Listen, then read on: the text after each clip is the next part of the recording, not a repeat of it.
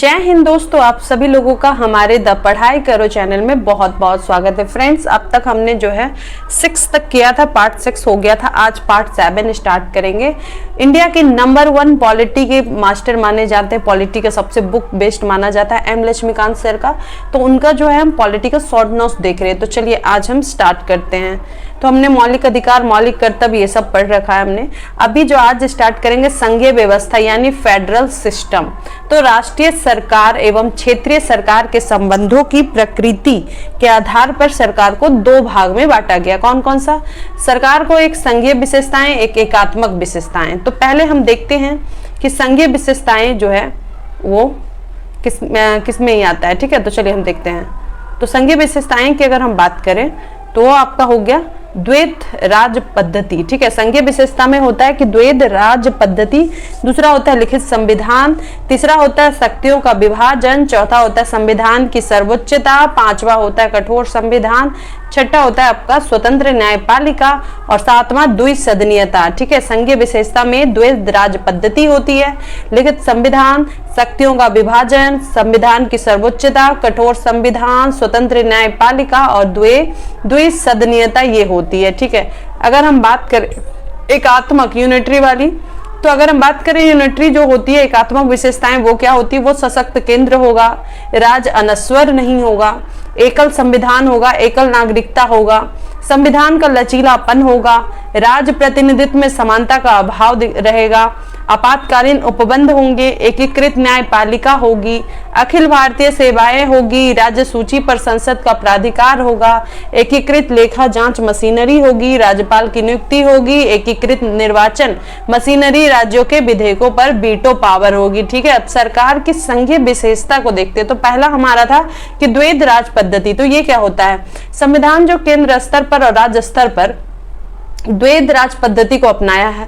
तो प्रत्येक जो संविधान है वो अपने क्षेत्रों में संप्रभु शक्तियां प्रदान करता है। ठीक है, द्वैध राज पद्धति हो गया कि केंद्र और राज्य स्तर पे जो है इसको अपनाया गया है और हर संविधान जो है अपना एरिया में जो है संप्रभु शक्तियों जो है प्रदान करता है। दूसरा हो गया लिखित संविधान।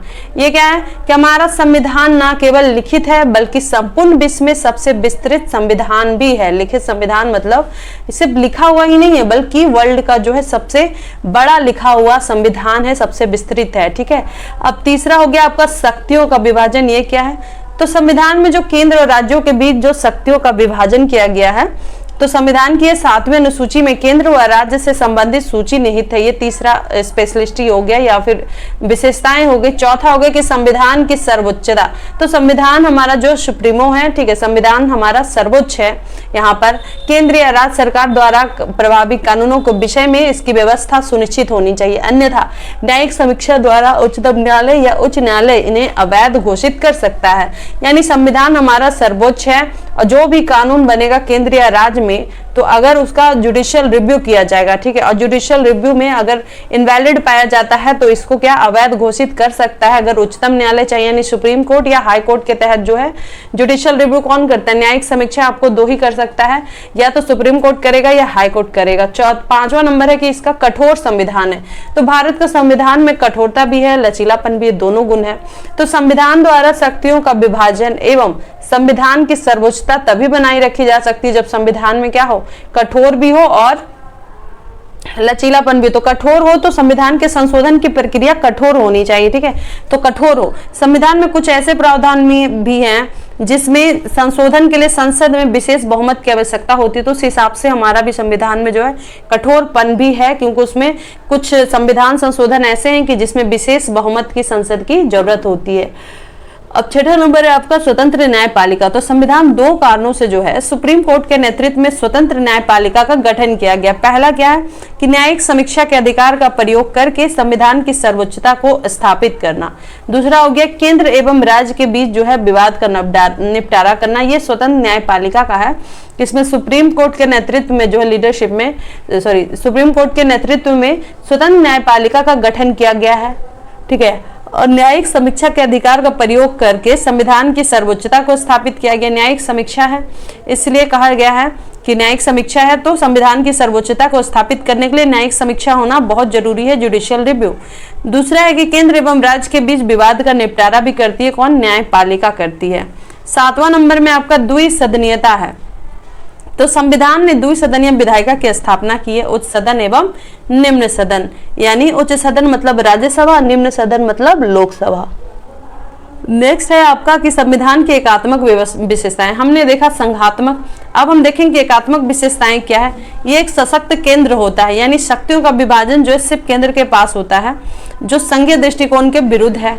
ए नंबर ये हो गया कि केंद्रीय सूची में राज्य के मुकाबले अधिक विषय है केंद्रीय सूची में। दूसरा हो गया इसमें और क्या है कि केंद्रीय सूची में ज्यादा विषय शामिल होते हैं, और समवर्ती सूची में भी केंद्र को ऊपर रखा गया है। ये आपका संविधान का एकात्मक विशेषताएं बताया जा रहा है। दूसरा है राज्य अनश्वर नहीं है, यानी संघों के विपरीत भारत में राज्यों का क्षेत्रीय एकता का अधिकार नहीं है।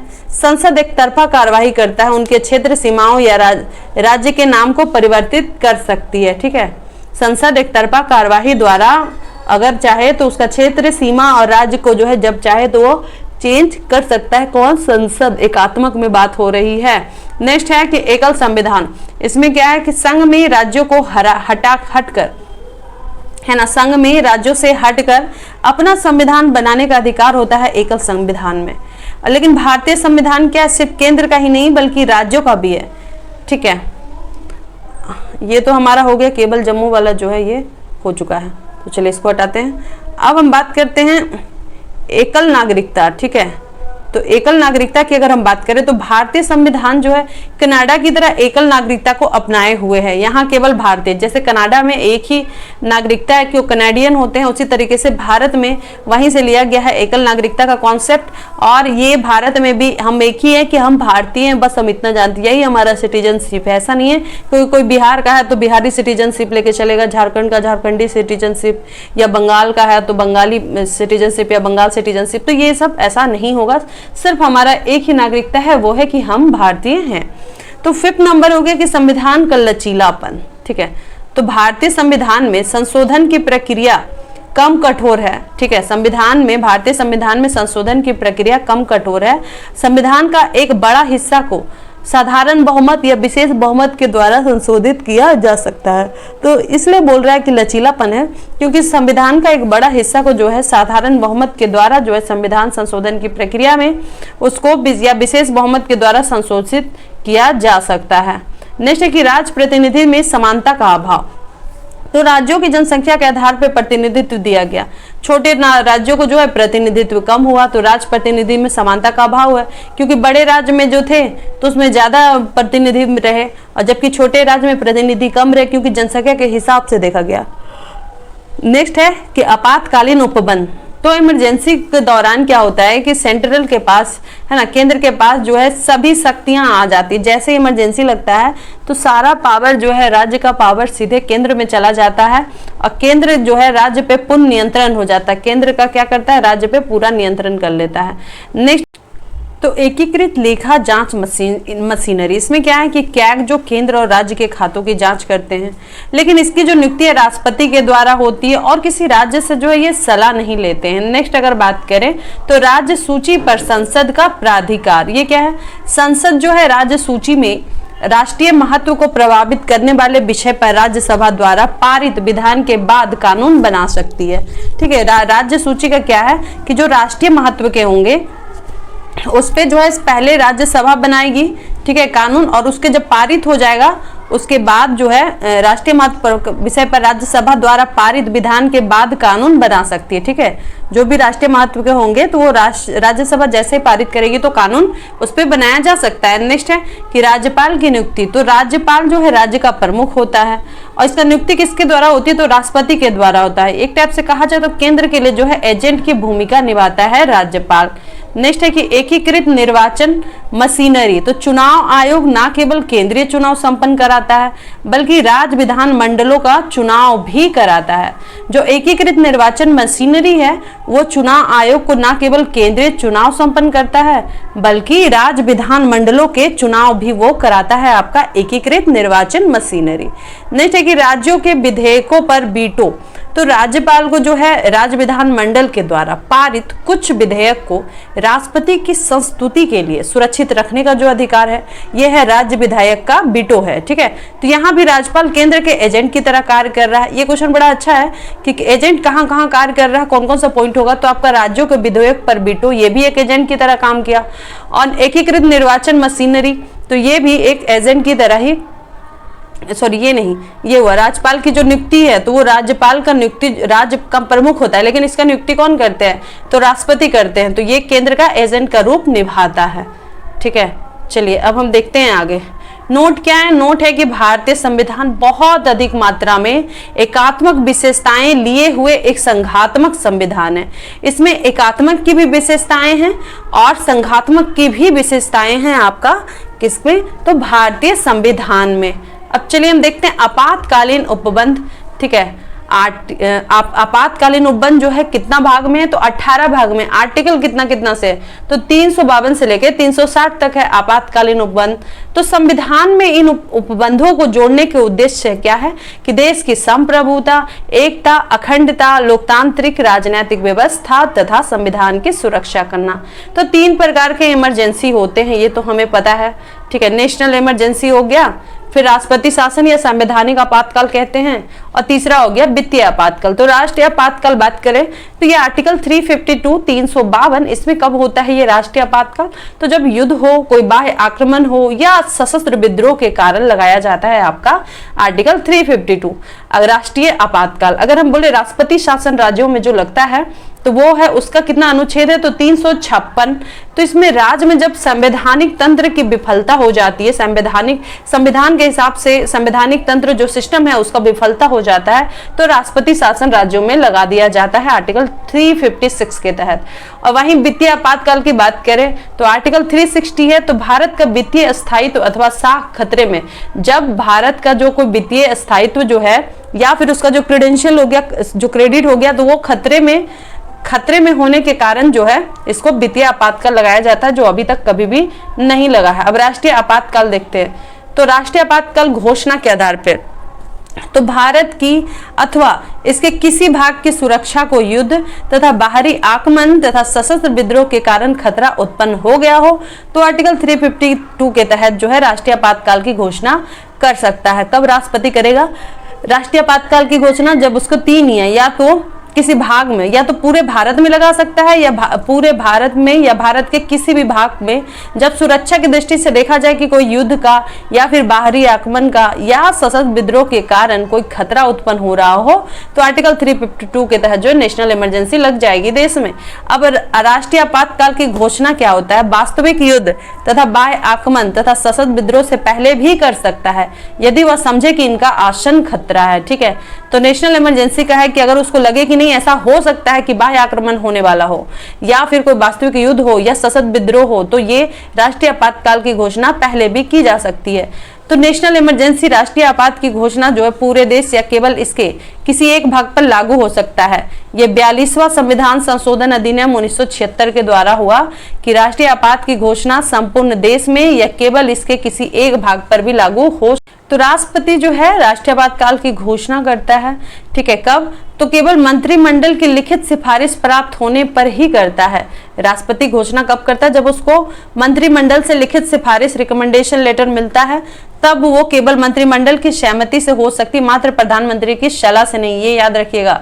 44वां संविधान संशोधन के तहत ये बात कही गई है कि जो राष्ट्रीय आपातकाल या राष्ट्रीय जो आपातकाल राष्ट्रपति घोषित करेगा वो कब करेगा, जब मंत्रिमंडल और प्रधानमंत्री ये सब की सलाह से होगा तब। केवल प्रधानमंत्री कह देगा कि राष्ट्रीय आपातकाल लगा दीजिए तो वो नहीं लगाएगा, मंत्रिमंडल और प्रधानमंत्री की सहमति से ही उसको जो है रिकमेंडेशन लेटर दिया जाएगा, उसके बाद राष्ट्रपति घोषणा करेगा। 1975 में क्या हुआ था कि 1975 के 38वें संविधान संशोधन ने राष्ट्रीय आपातकाल की घोषणा को न्यायिक समीक्षा की परिधि से बाहर रखा था। देखिए जब 38वां संविधान संशोधन आया 1975 में, इंदिरा गांधी जी क्या की कि 38वां संविधान संशोधन करके और बोली कि जो न्यायिक समीक्षा है, जुडिशियल रिव्यू, उसको बाहर कर दी थी राष्ट्रीय आपातकाल का घोषणा में, ठीक है।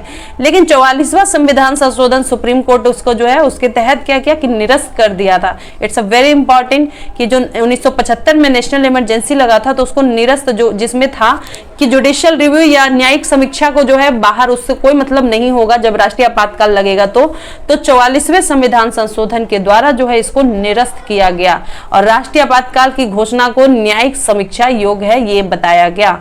वो 38वां लगा के न्यायिक समीक्षा योग्य नहीं है ये कर दी थी और 44वां संविधान लगा के सुप्रीम कोर्ट कह दिया कि नहीं, ये न्यायिक समीक्षा योग्य, जुडिशियल रिव्यू होगा कि आपने सही लगाया या गलत लगाया, क्यों लगाया, ये सारा चीज, ठीक है। अब संसदीय अनुमोदन तथा समय अवधि के बारे में जानते हैं।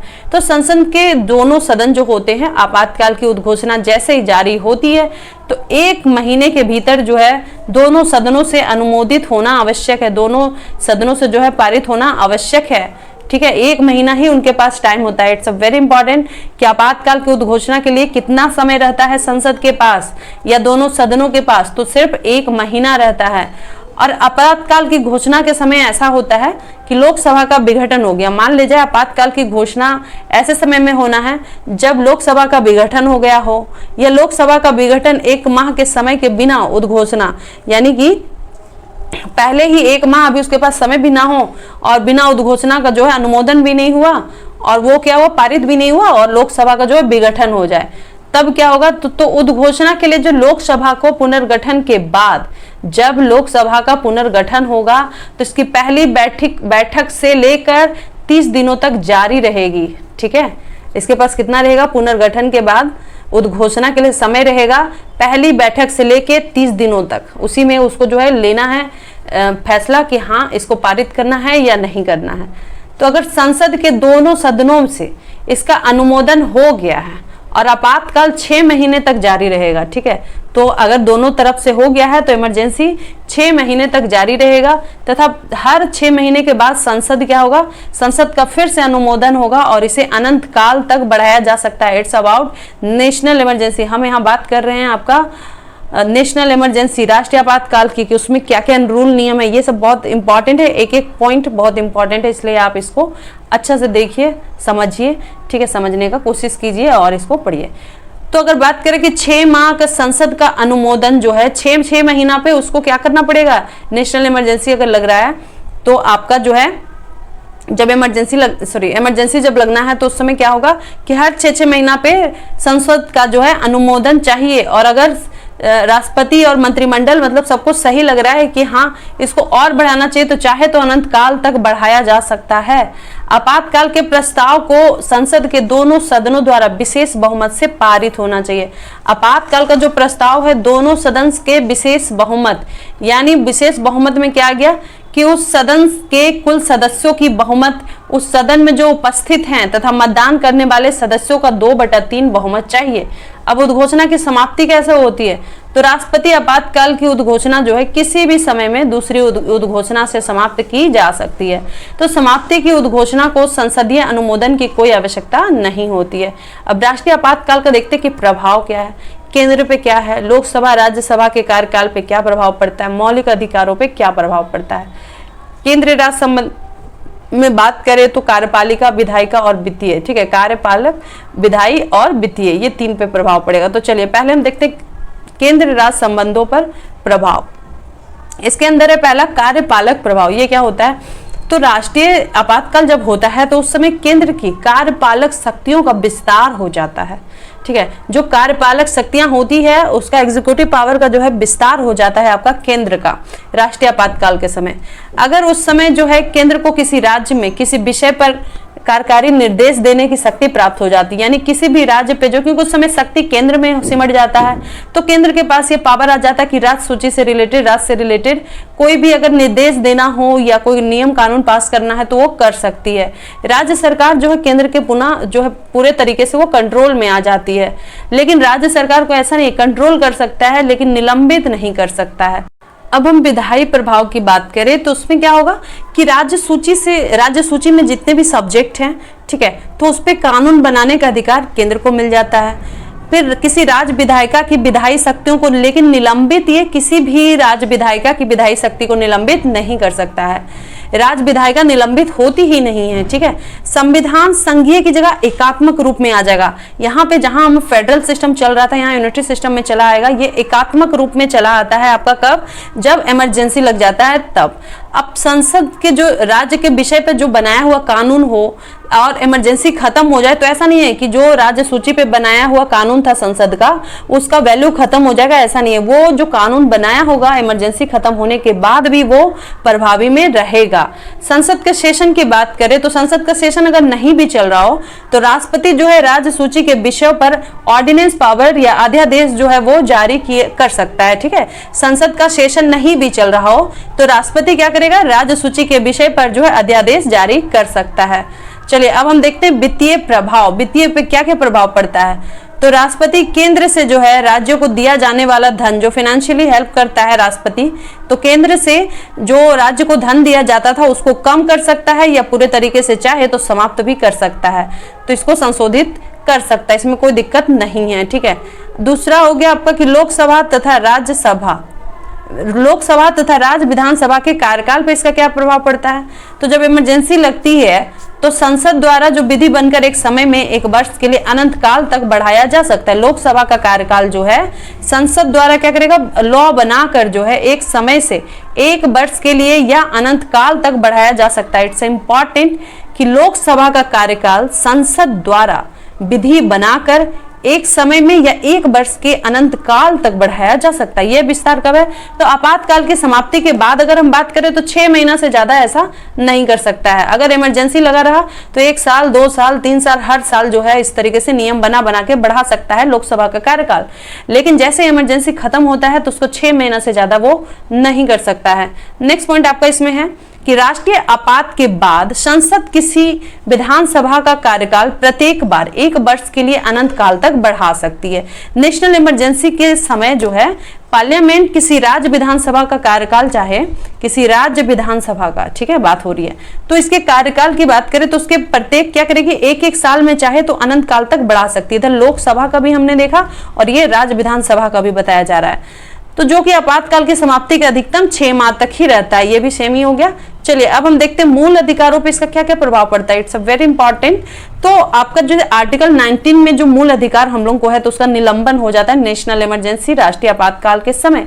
अगर बात करें आर्टिकल 358 के अनुसार तो राष्ट्रीय आपातकाल की जब घोषणा की जाती है तो आर्टिकल 19 में जो 6 मूल अधिकार हैं वो खुद ब खुद वहीं पे निलंबित हो जाते हैं, और जब राष्ट्रीय आपातकाल समाप्त हो जाता है तो फिर से वो पुनर्जीवित हो जाते हैं। 19 आर्टिकल 19 या अनुच्छेद 19 आपातकाल के बाद, इमरजेंसी के बाद जो है किया गया विधायी तथा कार्यकारी निर्णय को आपातकाल के बाद भी चुनौती नहीं दी जा सकती है। यानी इमरजेंसी के समय में जो केंद्र जो निर्णय लिया होगा या फिर जो नियम कानून बनाया होगा तो उसको चुनौती नहीं दी जा सकती है आपका इमरजेंसी के बाद भी। फिर आर्टिकल 19 की बात करें तो इसमें 6 प्रकार का अधिकार है। युद्ध तथा वाह्य आक्रमण के आधार पर घोषित आपातकाल में ही निलंबित किया जा सकता है, ना कि सशस्त्र विद्रोह के आधार पर। आर्टिकल 19 में जो 6 मूल अधिकार है उसको युद्ध या फिर बाह्य आक्रमण के आधार पर घोषित आपातकाल में ही निलंबित किया जा सकता है। सशस्त्र विद्रोह के आधार पे कभी भी आर्टिकल 19 में जो 6 मूल अधिकार है उसको निलंबित नहीं कर सकता है। सिर्फ 2 ही कंडीशन में होगा नेशनल इमरजेंसी में, या तो कोई बाहर देश वाला कोई आक्रमण वाला कोई खतरा हो या फिर युद्ध छिड़ गया हो, तभी हो सकता है। और अगर सशस्त्र विद्रोह की बात हो, देश के अंदर वाला विद्रोह का बात हो अगर, तो 19 द्वारा प्रदत्त सशस्त्र विद्रोह की अगर हम बात करें तो उसमें जो 19 का जो है उसको निलंबित नहीं किया जा सकता। ये पॉइंट बहुत इंपॉर्टेंट हो जाता है, इसको ध्यान रखिएगा। अब बी नंबर में कि मूल अधिकारों का निलंबन कौन कौन सा होता है, ठीक है, अन्य मूल अधिकार का निलंबन। तो आर्टिकल 359 क्या कहता है कि राष्ट्रपति के आपातकाल के मूल अधिकारों को लागू करने के लिए न्यायालय में जाने का अधिकार को निलंबित करने के लिए अधिकृत करता है न्यायालय। अच्छा, जब आर्टिकल 359 कहता है कि जब राष्ट्रपति आपातकाल का मूल अधिकार को लागू करने के लिए न्यायालय में कोई उस समय नहीं जा सकता, उसको निलंबित करने के लिए अधिकृत करता है। अतः आर्टिकल 359 के अंतर्गत मूल अधिकार नहीं अपितु उनका लागू होना निलंबित होता है, ठीक है। यानी कि मूल अधिकार में उसके लिए कि मेरा मूल अधिकार छिन गया है तो इसके लिए आप कोर्ट भी नहीं जा सकते हैं उस समय, आर्टिकल 359। अब इमरजेंसी में जो मूल अधिकार जीवित रहते हैं केवल उसके तहत उपचार निलंबित होता है। इसमें क्या, आपातकाल में जो है जो मूल अधिकार है, फंडामेंटल राइट्स जो भी हमारे वो जीवित रहते हैं, लेकिन उनके तहत जो उपचार है वो निलंबित होता है। अच्छा, मतलब मूल अधिकार तो रहता ही है, लेकिन उसके अंदर जो है कि जैसे बोलने की स्वतंत्रता, ठीक है, तो ये आपका जो हो गया, ये आपका उपचार निलंबित रहेगा। नेक्स्ट देखते हैं कि यह निलंबन उन्हीं मूल अधिकारों से संबंधित होता है जो राष्ट्रपति के आदेश में वर्णित होते हैं। ठीक है, ये निलंबन कौन से मूल अधिकार से संबंधित होता है, जो राष्ट्रपति का आदेश में वर्णित, राष्ट्रपति जो जो चीज कहता है कि ये नेशनल इमरजेंसी देश में लग चुका है और ये अधिकार और ये जो मौलिक अधिकार जो भी चीज लिखता है बस वही चीज निलंबित होता है, जो आदेश में वो लिख के देता है कि ये चीज अब जो है निलंबित किया जा रहा है। निलंबन का आदेश जो है पूरे देश में दे सकता है या देश के किसी भाग में, क्योंकि हमने देखा ही कि इमरजेंसी या तो पूरे देश में लग सकता है या देश के किसी भाग में लग सकता है। तो संसद की मंजूरी के लिए प्रत्येक सदन में प्रस्तुत करना होता है। ठीक है, निलंबन के लिए भी लागू किया जा सकता है, इसे संसद की मंजूरी के लिए या फिर प्रत्येक सदन में उसको प्रस्तुत करना रहता है। तो इमरजेंसी में निलंबन का आदेश के प्रभाव में किए गए विधायी एवं कार्यकारी कार्यों को आदेश समाप्ति के उपरांत चुनौती नहीं दी जा सकती, हमने देखा था ऊपर। अब है कि राष्ट्रीय आपातकाल के दौरान राष्ट्रपति जो है आर्टिकल 20 यानी अपराध के लिए दोष सिद्धि के संबंध में संरक्षण का अधिकार, आर्टिकल 21 प्राण एवं दैहिक स्वतंत्रता का अधिकार को आपातकाल के दौरान भी निलंबित नहीं कर सकता है।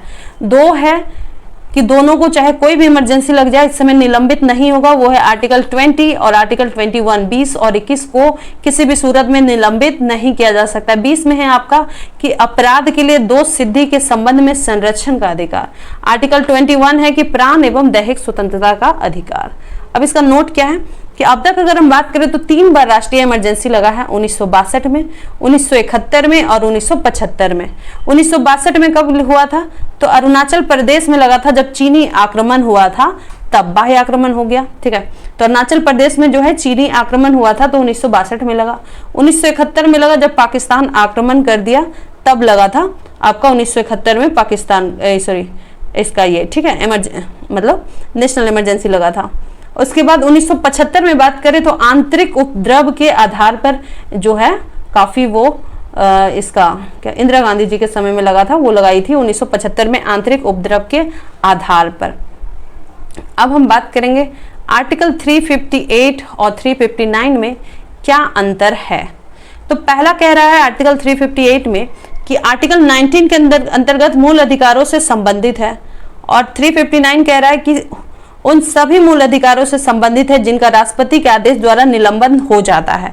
ठीक है, इसमें क्या है कि सिर्फ आर्टिकल 19 के अंतर्गत मूल अधिकारों से संबंधित आपका 358 और 359 में कि वो सभी मूल अधिकार से संबंधित है जिसका राष्ट्रपति के आदेश द्वारा निलंबन हो जाता है। दूसरा पॉइंट है कि 358 के तहत जो है आपातकाल की घोषणा होने पर स्वतः आर्टिकल 19 के अंतर्गत के मूल अधिकारों का निलंबन कर देता है, और जबकि 359 के हिसाब से 359 के हिसाब से कि वह अपने से निलंबन नहीं होता है, राष्ट्रपति जो के पास पावर होता है कि वो जिस जिस मूल अधिकार को निलंबन करना है अपने विवेक से और जो अपने मंत्रिमंडल है उसकी सहायता से वो सोच समझ के अपना जो आदेश वहां पर लिख कर देंगे और वो निलंबन हो जाएगा। तीसरा है कि केवल युद्ध एवं बाहरी आक्रमण के आधार पर घोषित आपातकाल में लागू होता है, सशस्त्र विद्रोह की स्थिति में नहीं। ठीक है, 358 कहता है कि जो आर्टिकल 19 है वो कब होता है लागू, तो केवल युद्ध हो या बाहरी आक्रमण हो तभी जो है आपका अधिकार जो 19 वाला जो है वो निलंबित हो सकता है, सशस्त्र विद्रोह की स्थिति में नहीं। और ये कहता है कि यह युद्ध, बाहरी आक्रमण, सशस्त्र विद्रोह अर्थात बाहरी एवं आंतरिक आपातकाल दोनों में लागू हो सकता है, आर्टिकल 359 कहता है। आर्टिकल 358 कहता है कि 19 के अंतर्गत जो मूल अधिकार हैं उसको संपूर्ण अवधि के लिए निलंबित कर देता है, चाहे तो संपूर्ण अवधि के लिए जो है इसको निलंबित कर देता है आर्टिकल 358।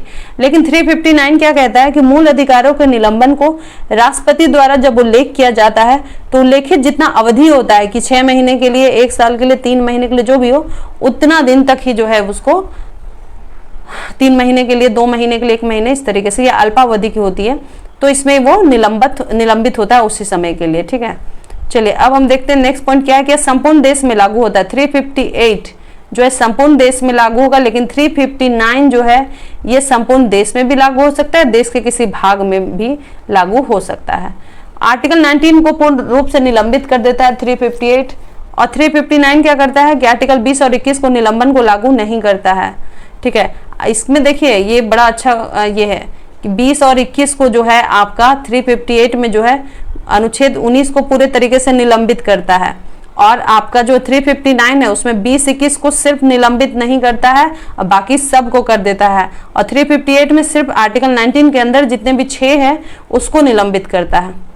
लास्ट है आपका कि आपातकालीन समय में राज्य को आर्टिकल 19 के अंतर्गत मूल अधिकारों के समय सामने नहीं रखने वाले नियम बनाने अथवा कार्यकारी कदम उठाने का अधिकार देता है। और ये क्या है, ये केवल उन्हीं मूल अधिकारों के संबंध में ऐसे कार्य करने का अधिकार देता है 359 जिन्हें राष्ट्रपति के आदेश द्वारा निलंबित किया गया हो। तो 359 में अगर हम देखें तो जो राष्ट्रपति डिसाइड करता है कि उसके हिसाब से विवेक अनुसार और जो उसके मंत्रिमंडल है उनके हिसाब से जो चीज जो अधिकार उसको लगता है कि नहीं ये निलंबित करना चाहिए 20-21 को छोड़ करके बाकी जितना भी अधिकार है, ठीक है, तो उसको जो जिस चीज का उल्लेख लिखेगा, जितने समय के लिए लिखेगा, कितने मंथ के लिए जो है ये इसका निलंबन होना चाहिए, तो वो उतना ही रहेगा। ये हो गया। 358 में है कि आर्टिकल 19 पे जो है पूरा का पूरा ताला लॉक लग जाएगा और बाकी जो रहेगा, और इसमें अगर राष्ट्रपति चाहे तो 20-21 को छोड़ के जितना भी मौलिक अधिकार है आपका, ठीक है, तो उसको जो है वो ये निलंबित कर सकता है। यही है इसमें मेन चीज। ठीक है, तो चलिए आज हम यहीं तक रहने देते हैं। नेक्स्ट वीडियो हम देखेंगे, लास्ट वीडियो होगा वो हमारा। तो होप सो गाइस आपको मेरा वीडियो अच्छा लगा हो। जय हिंद, जय भारत।